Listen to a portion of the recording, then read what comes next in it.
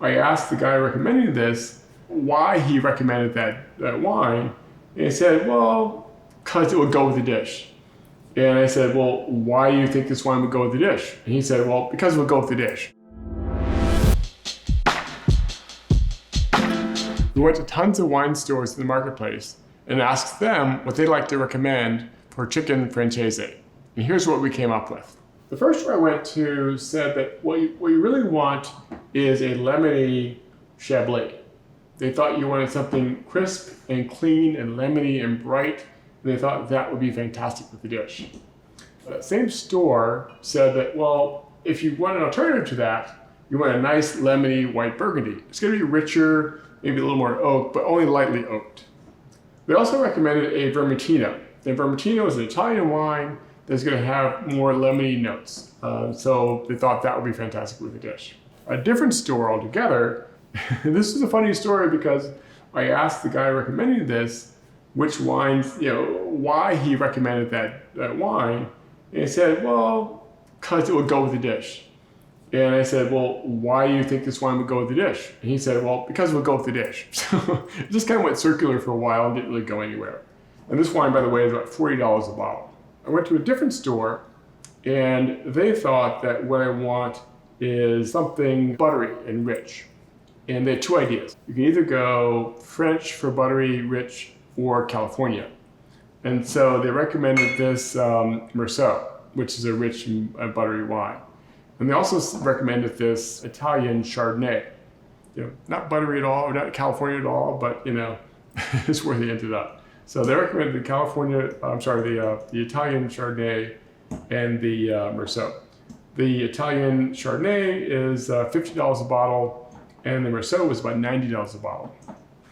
Went to a different store, and they thought that, well, what you really want is Pinot Noir.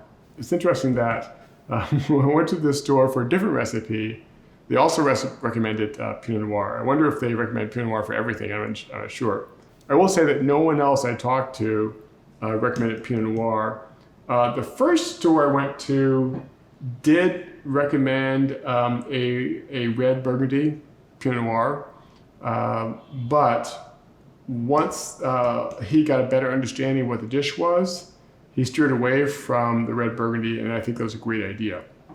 At the same store, when I pushed them to recommend a white wine, recommended a Sancerre. He thought, the acid would be great with the dish, and he thought it would be, a fantastic pairing. Didn't have a lot of additional reasons to recommend it, but that's all he said. And so that's where he went for that store. A different store thought long and hard about the dish, decided that it was really an Italian dish. With this specific recipe, people are never sure whether it's a French dish or an Italian dish. They were convinced that it was an Italian dish, and they recommended an Italian Chardonnay. They thought, buttery, rich, bright, you want Chardonnay, Italian, so Italian Chardonnay. They recommended this guy. They also thought, well, the basic Italian white wine for pasta dishes is Pinot Grigio, so I'm sure that would be great with the dish. So they recommended this guy. And separately, I'm not sure where this idea came from. They thought this Cantalupo would be great with the dish. It's a red wine, and when we tasted it, we were not very happy at all, but they thought for sure that this red wine would be fantastic with the dish. These are the wines that the stores recommended, and we got other recommendations that were either comparable to these guys or very different. Separately, when we did our own process, we tasted a bunch of wines that we thought were great ideas. One idea we had was to find a wine that would bring salinity, a little bit of saltiness to the dish.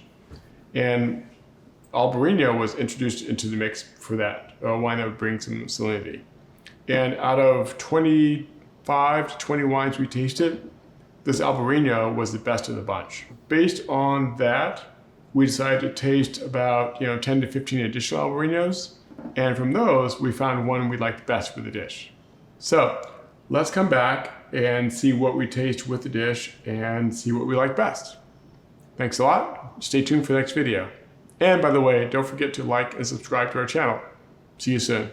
Hey, be sure to check out our next video. In this video, we showed you the wines we rounded up. After that, we tasted those and a bunch more. We found some good stuff and some bad stuff. We're going to show you what we tasted in the next video, so check it out. click over here somewhere.